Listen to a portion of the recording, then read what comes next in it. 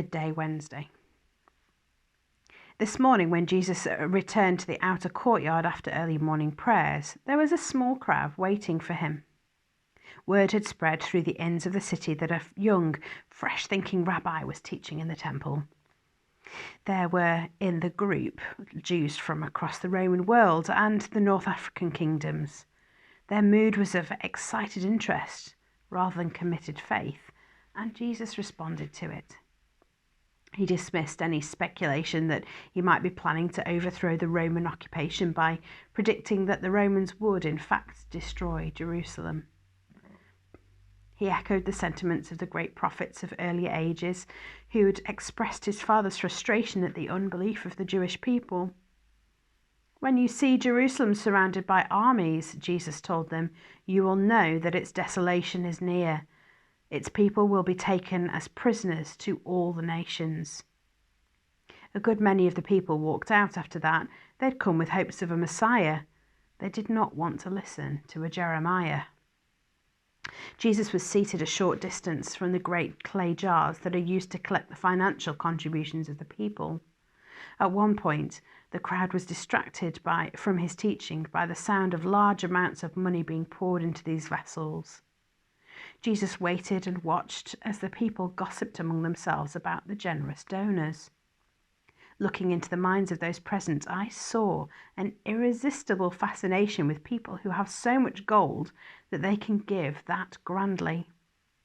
In Jesus' mind, however, there was sad resignation that after all his work, the people are more interested in discs of yellow metal than they are in his Father's sombre judgment on their nation.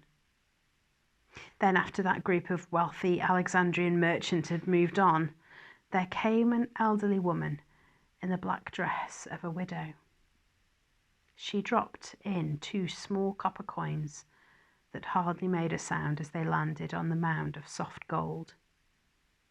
The crowd turned back to Jesus. Their entertainment was over. "I tell you the truth," Jesus said. "This poor widow has put in more than all of the others combined." His audience rippled with polite laughter at the outrageous suggestion, but his face remained sincere. Those people gave only a small part of their great wealth. This woman has put in the only money she had to live on. The crowd thinned a little further. As the morning passed, the sun called across to me in a moment of prayer. "Have you noticed something missing?" "What?" I replied. "We've not been visited by the chief priest today," he observed. "Oriel, just go into their private rooms and see what they're up to." I headed into the labyrinth of passages that make up the living quarters and administrative offices of the Jewish priesthood. There I found Raphael seated inside one of the thick stone pillars that hold up the roof. Having been in the continuous company of humans for so much time, the sight of an archangel suspended in the middle of a solid stone column surprised me. "What on earth are you doing in there?" I asked. "Watching and listening," my friend replied. "From here I can see and hear just about everything that happens in this den of iniquity, and the opposition spirits are too earthbound to think of looking in such places." "Are you looking for Judas?" "No," I responded. "Why?" "He's in there," Raphael informed me, pointing through a wall. Looking through a wall, across an empty hallway and through a second wall, I could see a richly furnished office. The people in it were difficult to identify. They were almost as soulless as the walls themselves. But I recognized Judas, one of Jesus' 12, and the high priest. I was shocked to see how faint Judas's faith had grown. The chief priests were smiling like spoiled children, and they handed Judas a purse of silver coins, which he quickly concealed under his clothes. "What's happening?" I asked Raphael. "The priests have spent the entire, whatever do they call that part of the day when they move towards the light of the sun? The morning?" "Thank you. They've spent the entire morning discussing how they might fix Jesus' trial to ensure that he is found to be guilty and deserving death." Once that was arranged, they turned to the apparently more complex task of working out how they can arrest him without creating a riot. But what's Judas doing in there? I interrupted, knowing that Raphael could easily make his story last several months. Oh, he simply walked in and offered to arrange a time and place for them to speak privately with the son. The priest was so delighted by the idea that they offered to make a contribution towards Jesus' funds. I looked carefully at Judas as he slipped guiltily out of Caiaphas's office. Raphael has very little understanding of human affairs, even though he can remember and recall them in painful detail. I noticed that an opposition spirit had attached itself to Judas, so I pushed Raphael for more detail. Has that spirit been with him all along? Oh, I don't know, my dear. They swim through these corridors like shoals of ugly fish. I left Raphael in his pillar and followed Judas back to Jesus. The enemy spirit had definitely attached itself to him. The creature smirked at me conceitedly and scurried off to report to its master, while Judas slipped into the back of Jesus' dwindling congregation, unnoticed. I'll have to wait for a suitable opportunity to inform Jesus of the situation. Wednesday afternoon. As the days progressed, I have noticed a distinct change in the makeup of the crowd around Jesus. This morning, many had come in search of entertainment. They were hoping for more confrontations or even another bout of money scattering.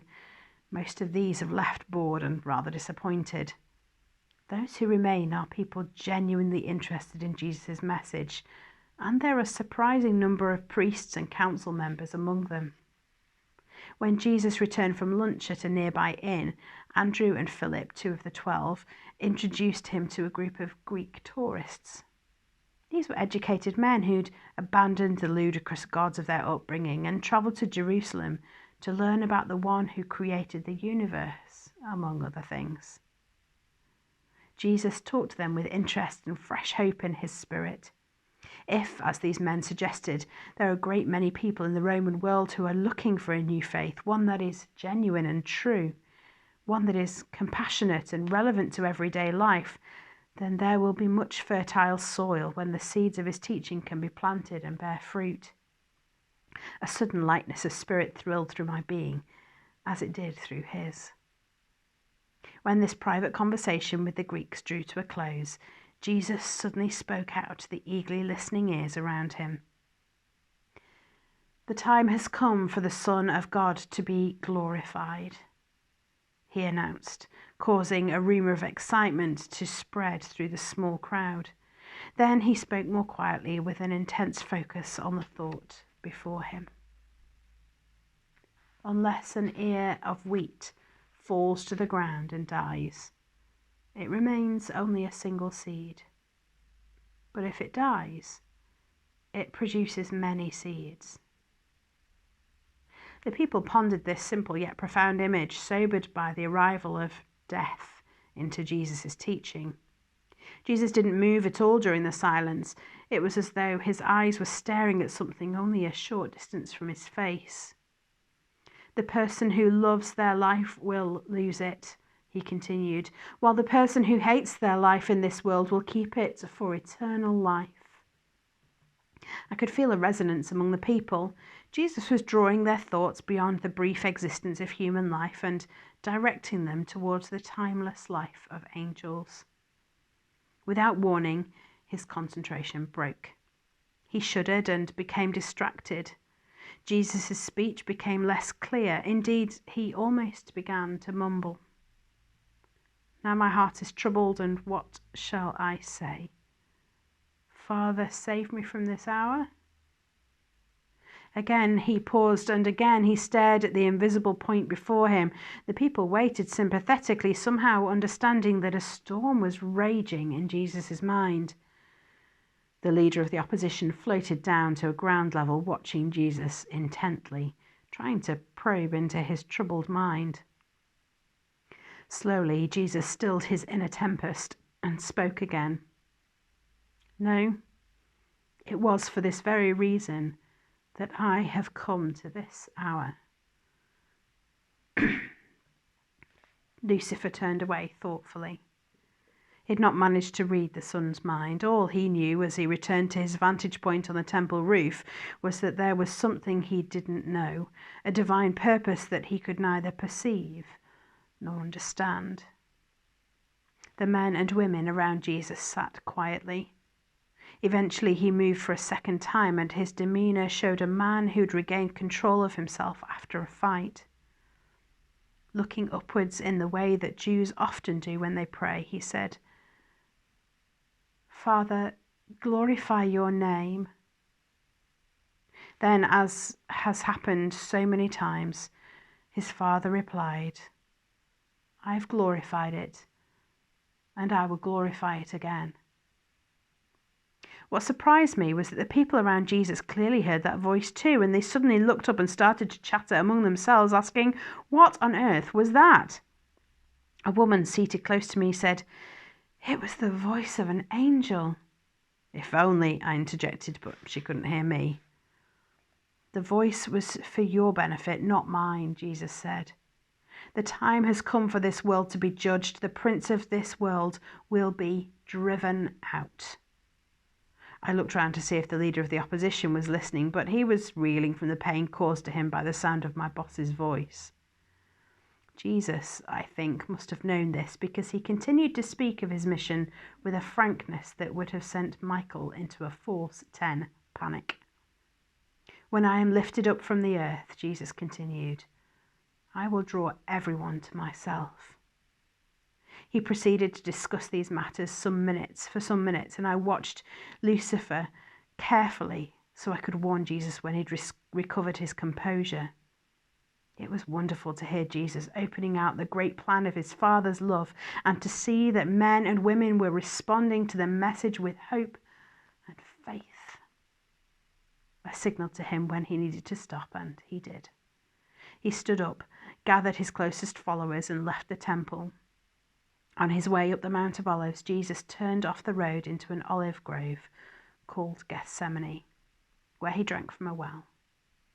Then, as he had the day before, he rested in the cool of the garden before returning to the hot sun and up the steep hill towards Bethany and supper with Lazarus and Mary.